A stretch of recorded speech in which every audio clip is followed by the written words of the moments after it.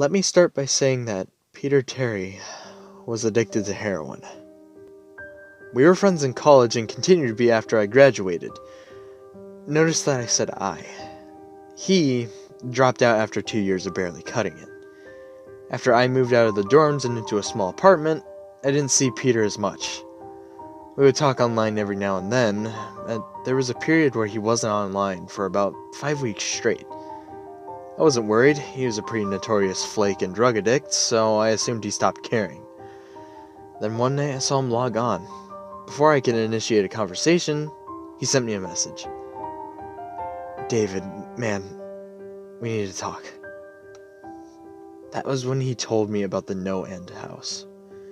It got that name because no one had ever reached the final exit. The rules were pretty simple and cliche. Reach the final room of the building and you win $500. There were 9 rooms in total. The house was located outside the city, roughly 4 miles from my house. Apparently Peter had tried and failed. He was a heroin and who knows what the hell addict, so I figured the drugs got the best of him and he wigged out at a paper ghost or something. He told me it would be too much for anyone, that it was unnatural. I didn't believe him, so I told him I would check it out the next night, and no matter how hard he tried to convince me otherwise, $500 sounded too good to be true. I had to go. I set out the following night. When I arrived, I immediately noticed something strange about the building. Have you ever seen or read something that shouldn't be scary, but for some reason a chill crawls up your spine? I walked towards the building and a feeling of uneasiness only intensified as I opened the front door. My heart slowed and I let a relief sigh leave me as I entered. The room looked like a normal hotel lobby decorated for Halloween. A sign was posted in place of a worker. It read, "Room 1 this way. 8 more follow. Reach the end and you win." I chuckled and made my way to the first door. The first area was almost laughable. The decor resembled Halloween aisle of Kmart, complete with the cheat ghosts and animatronic zombies that gave a static growl when you passed by. Spooky. At the far end was an exit. It was the only door besides the one I had entered through. I brushed through the fake spiderwebs and headed for the second room.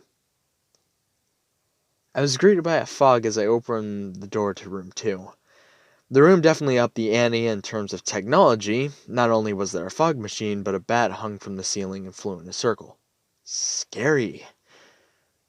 They seemed to have a Halloween soundtrack that one would find in a 99-cent store on loop somewhere in the room. I didn't see a stereo, but I guess they must have used a PA system. I stepped over a few toy rats that wheeled around and walked with a puffed chest across to the next area. I reached for the doorknob and my heart sank to my knees. I did not want to open that door. A feeling of dread hit me so hard I could barely even think. Logic overtook me after a few terrified moments, and I shook it off and entered the next room. Room 3 is when things began to change. On the surface, it looked like a normal room. There was a chair in the middle of the wood-paneled floor. A single lamp in the corner did a poor job of lighting the area, casting few shadows across the floor and walls. That was the problem. Shadows. Plural. With the exception of the chairs, there were others. I had barely walked in the door and I was already scared. It was the moment that I knew something wasn't right. I didn't even think as I automatically tried to open the door I came through. It was locked from the other side. That set me up. Was someone locking the doors as I progressed? There was no way I would have heard them. Was it a mechanical lock that set automatically? Maybe, but I was too scared to really think. I turned back to the room and the shadows were gone. The chair's shadow remained, but the others were gone. I slowly began to walk. I used to hallucinate when I was a kid, so I wrote off the shadows as maybe a figment of my imagination. I began to feel better as I made it to the halfway point of the room. I looked down as I took my steps, and that's when I saw it. Or didn't see it. My shadow wasn't there. I didn't have time to scream, but I ran as fast as I could to the other door, and flung myself in without even thinking into the... I ran as fast as I could to the other door and flung myself without thinking into the room beyond. The fourth room was possibly the most disturbing. As I closed the door, all light seemed to be sucked out and put back into the previous room. I stood there, surrounded by darkness, not able to move. Now, I'm not afraid of the dark and never have been, but I was absolutely terrified. All sight had left me. I held my hand in front of my face, and if I didn't know what I was doing, I would have never been able to tell. Darkness doesn't describe it. I couldn't even hear anything. It was dead silent. When you're in a soundproof room, you can still hear yourself breathing. You could hear yourself being alive. I couldn't. I began to stumble forward after a few moments, my rapidly beating heart being the only thing I could feel. There was no door in sight. I wasn't even sure there was one this time. The silence was then broken by a low hum. I felt something behind me. I spun around wildly, but I could barely even see my nose.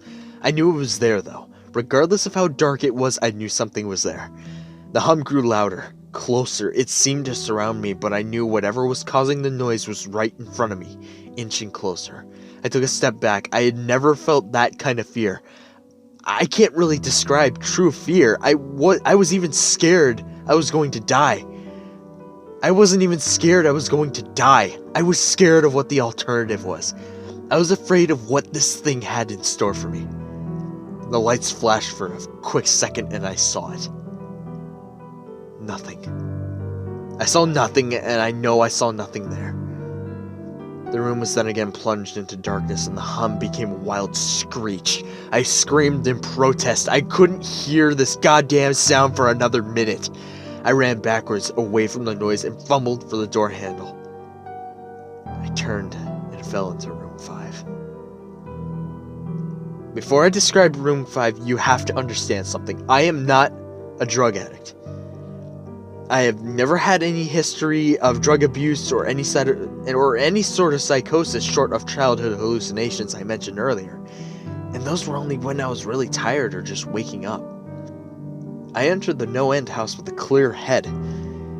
After falling in from the previous room, my view of room 5 was from my back, looking up at the ceiling. What I saw didn't scare me, it simply surprised me. Trees had grown into the room and towered above my head. The ceilings in this room were taller than the others, which made me think I was in the center of the house. I got up off the floor, dusted myself off, and took a look around. It was definitely the biggest room of them all. I couldn't even see the other door from where I was. Various brush and trees must have blocked my line of sight with the exit. Up to this point, I figured the rooms were just going to get scarier, but this was paradise compared to the last room. I also assumed whatever was in room 4 stayed back there. I was incredibly wrong. As I made my way deeper into the room, I began to hear what one would hear if they were in a forest. Chirping, bugs, the occasional flap of birds seemed to be my only company in this room. That was the thing that bothered me the most. I heard the bugs and other animals, but I didn't see any of them. I began to wonder how big this house actually was. From the outside, when I first walked up to it, it looked like a regular house. It was definitely on the bigger side, but this was almost a full forest here. The canopy covered my view of the ceiling, but I assumed it was still there, however high it was. I couldn't see any walls either. The only way I knew I was still inside was that the floor matched the other rooms. The standard dark wood paneling. I kept walking, hoping that the next tree I passed would reveal the door. After a few moments of walking, I felt a mosquito fly onto my arm. I shook it off, kept going. A second later, I felt about 10 more land on my skin in different places. I felt them crawl up and down my arms and legs, and a few made their way across my face. I flailed wildly to get them all off, but they just kept crawling.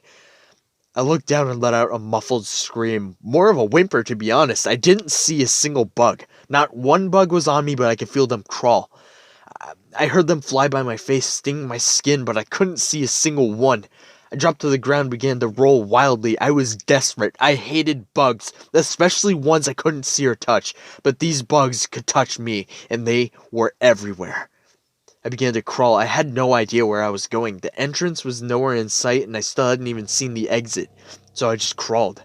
my skin wriggling with the presence of those phantom bugs. After what seemed like hours, I found the door. I grabbed the nearest tree and propped myself up, mindlessly slapping my arms and legs to no avail.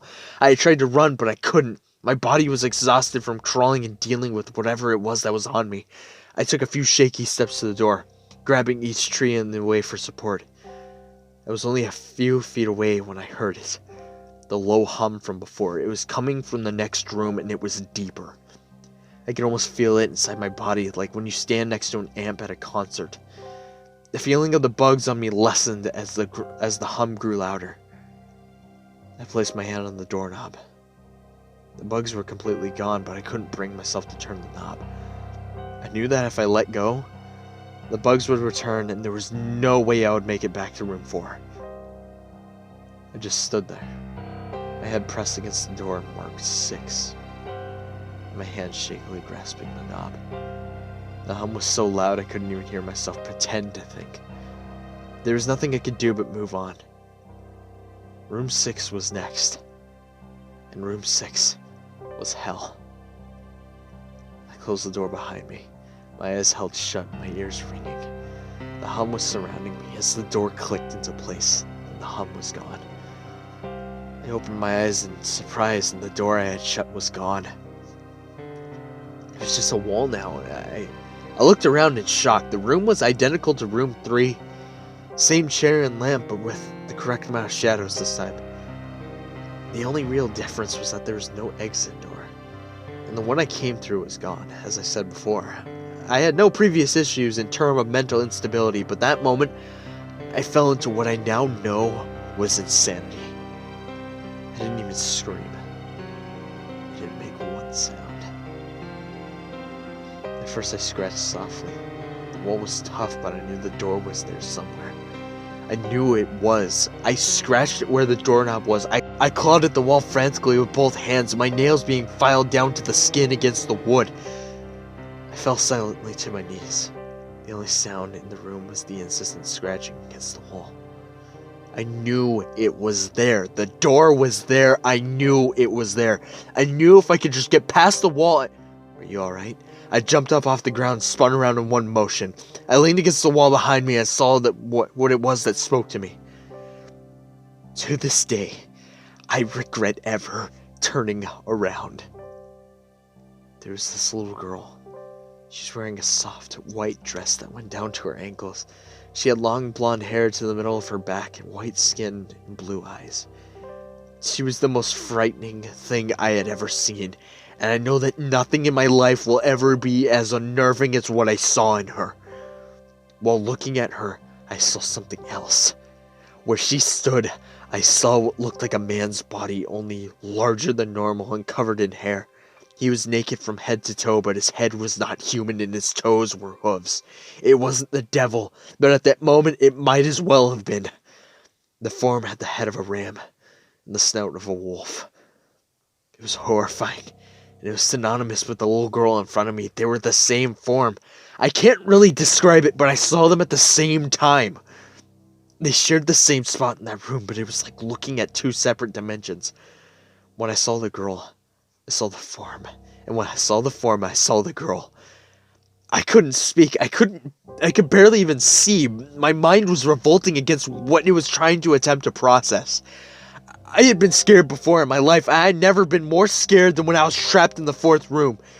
But that was before room 6.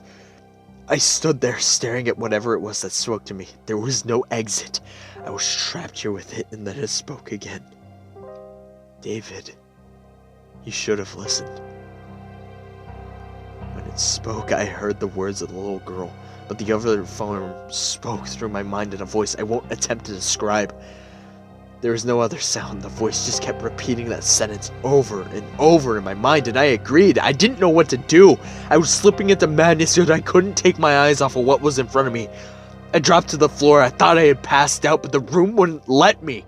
I just wanted it to end. I was on my side, my eyes wide open, the form staring down at me. Scurrying across the floor in front of me was one of the battery-powered rats from the 2nd room. The house was toying with me, but for some reason seeing that rat pulled my mind from whatever depths it was heading, and I looked around the room. I was getting out of there. I was determined to get out of that house and live. And never think about this place again. I knew this room was hell, and I wasn't ready to take up residency. At first it was just my eyes that moved. I searched the walls for any kind of opening. The room wasn't that big, so it didn't take long to soak up the entire layout. Demons still taunted me, the voice growing louder as the form stayed rooted where it stood. I placed my hand on the floor, lifted myself up to all four, and turned to scan the wall behind me. Then I saw something I couldn't believe. The form was now right at my back, whispering into my mind how I shouldn't have come. I felt its breath on the back of my neck. I refused to turn around. A large rectangle scratched into the wood, with a small dent chipped in away in the center of it. Right in front of my eyes, I saw the large 7 I had mindlessly etched into the wall. I knew what it was. Room 7 was just beyond that wall, where Room 5 was moments ago. I don't know how I had done it. Maybe it was just my state of mind at the time, but I had created the door. I knew I had. In my madness, I had scratched into the wall what I needed most. An exit to the next room. Room 7 was close, and I knew the demon was right behind me, but for some reason it couldn't touch me. I closed my eyes and placed both my hands on the large 7 in front of me. I pushed as hard as I could. The demon was now screaming in my ear. It told me I was never leaving. It told me that this was the end, but I wasn't going to die. I was going to live there in room 6 with it. I wasn't. I pushed and screamed at the top of my lungs. I knew I was going to push through the wall eventually. I clenched my eyes shut and I screamed. The demon was gone. I was left in silence. I turned around slowly and was greeted by the room as it was when I entered. Just a chair and a lamp. I couldn't believe it, but I didn't have time to. I turned back to the 7 and jumped back slightly. What I saw was a door. It wasn't the one I had scratched in, but a regular door with a large 7 on it. My whole body was shaking. It took me a while to turn the knob. I just stood there for a while staring at it. I couldn't stay in room 6. I couldn't. But if this was only room 6, I couldn't imagine with what 7 had in store. I must have stood there for an hour just staring at the 7. Finally, with a deep breath, I twisted a knob and opened the door to room 7. I stumbled through the door mentally exhausted, physically weak. The door behind me closed and I realized where I was. I was outside. Not outside like room 5, but actually outside. My eyes stung. I wanted to cry. I fell to my knees and I tried, but I couldn't. I was finally out of that hell. I didn't even care about the prize that was promised. I turned and saw the door I just went through was the entrance. I walked to my car and drove home, thinking about how nice a shower sounded. As I pulled up to my house, I felt uneasy. The joy of leaving NoEnd house had faded, and dread was slowly building in my stomach. I shook it off as residual from the house and made my way to the front door. I entered and immediately went up to my room. There on my bed was my cat, Baskerville. He was the first living thing I had seen all night, and I reached to pet him. He hissed and swiped at my hand. I recoiled in shock, as he had never acted like that. I thought, whatever, he's just an old cat. I jumped in the shower and got ready for what I was expecting to be a sleepless night. After my shower, I went to the kitchen to make something to eat. I descended the stairs and turned into the family room.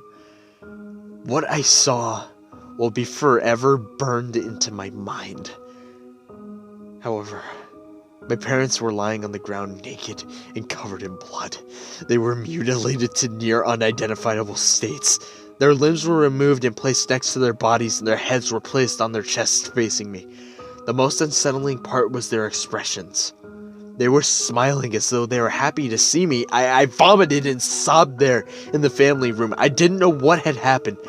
They didn't even live with me at the time. It was a mess. Then I saw it.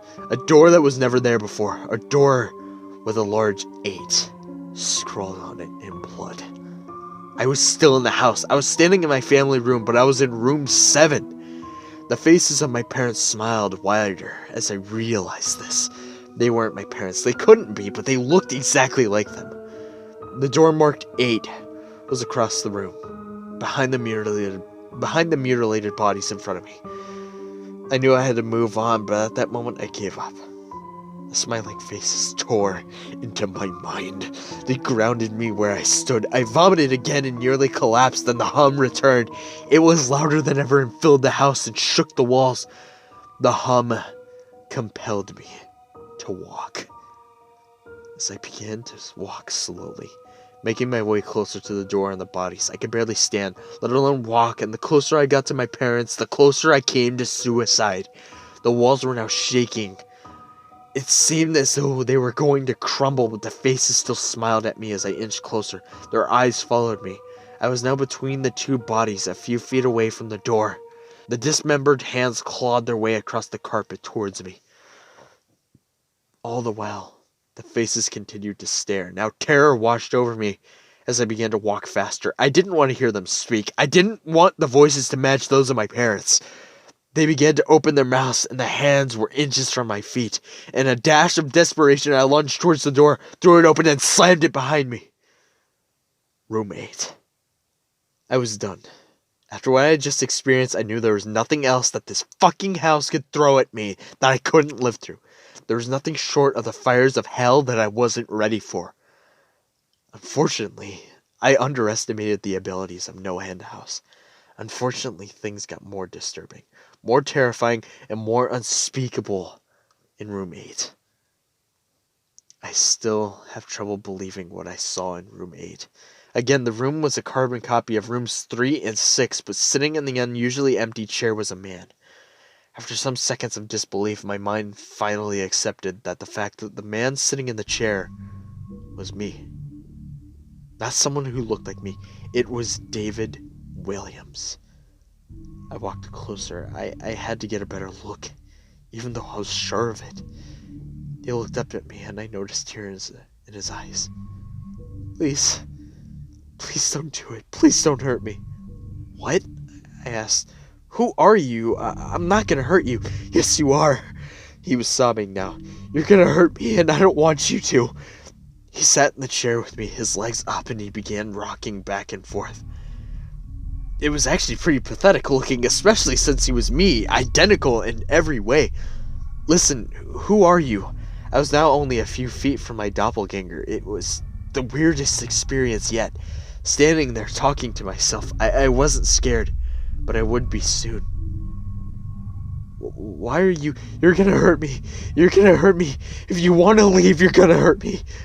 Why are you saying this? Just calm down, alright? Let's try and figure this. And then I saw it. The David sitting down was wearing the same clothes as me, except for a small red patch on his shirt embroidered with the number 9.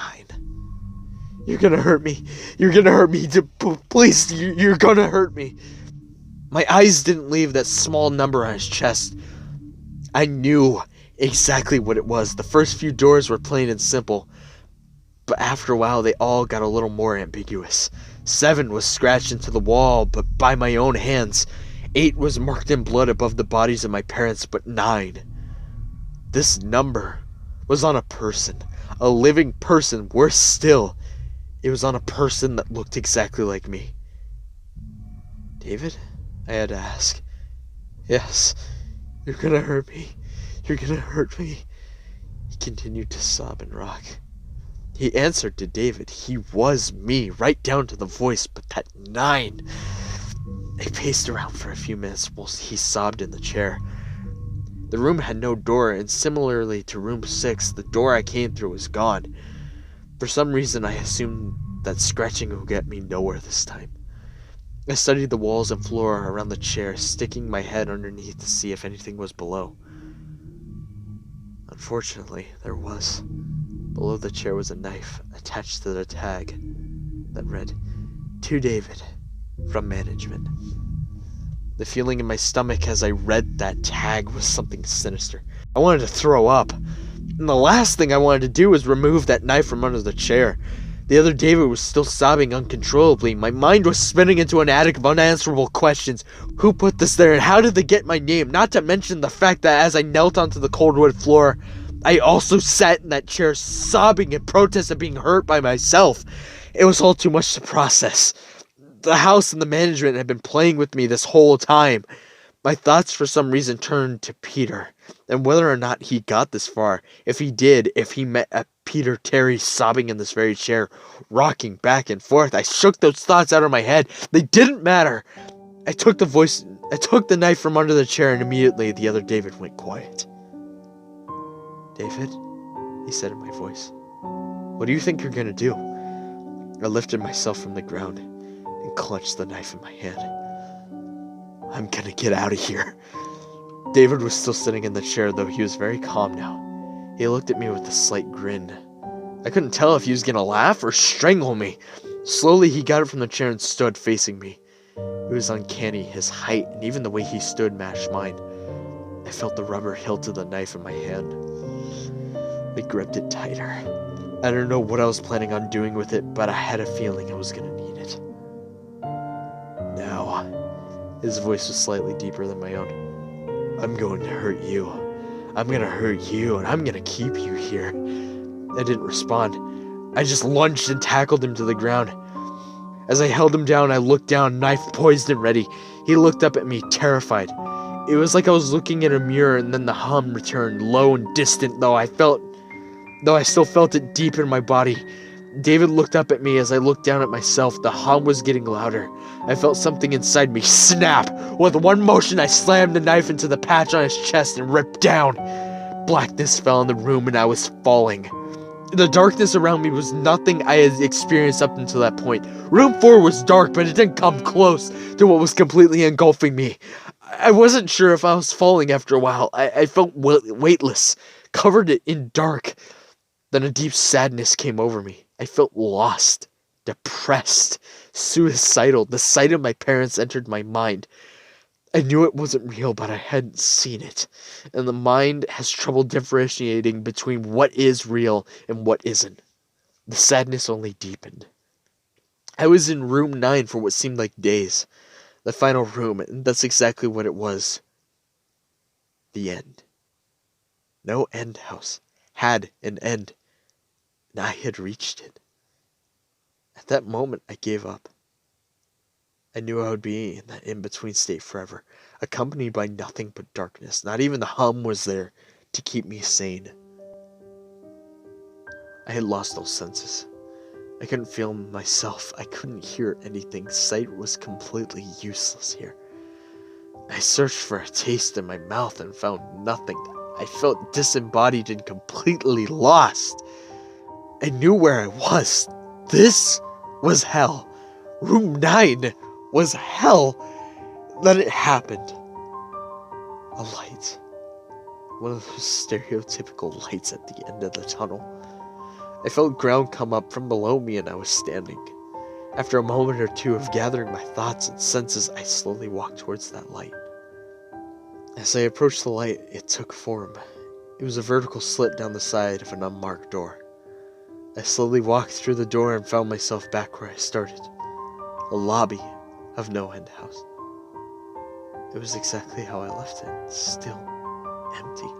Still decorated with childish Halloween decorations. After everything that had happened that night, I was still wary of where I was. After a few moments of normalcy, I looked around the place, trying to find anything different. On the desk was a plain white envelope with my name handwritten on it. Immensely curious, yet still cautious, I mustered up the courage to open the envelope. Inside was a letter, again, handwritten. David Williams, congratulations. You have made it to the end of NoEnd house. Please accept this prize as a token of great achievement. Forever yours, management. With the letter, there were 5 $100 bills. I couldn't stop laughing. I laughed for what seemed like hours. I laughed as I walked out to my car. I laughed as I drove home. I laughed as I pulled into the driveway. I laughed as I opened my front door to my house. And I laughed as I saw the small 10 etched into the wood.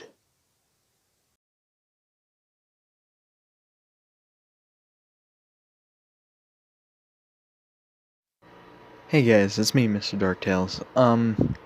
Hope you guys enjoyed that. That actually was one of my longest videos and one that's been heavily planned for a long time. Now, yes, I feel terrible that I recorded that with a stuffy nose. It was just, I felt like that was the only time I'd be able to record, what with school and all. And it was just, hey, that's how it worked out. Which actually, I ended up recording that story twice because one audio file went missing. It accidentally didn't get saved, and so that recording of it was actually my second reading of it. And plus I had recorded that at 3 to 4 in the morning. Anyway, happy Halloween, guys. Stay safe out there. Love you all. See you later.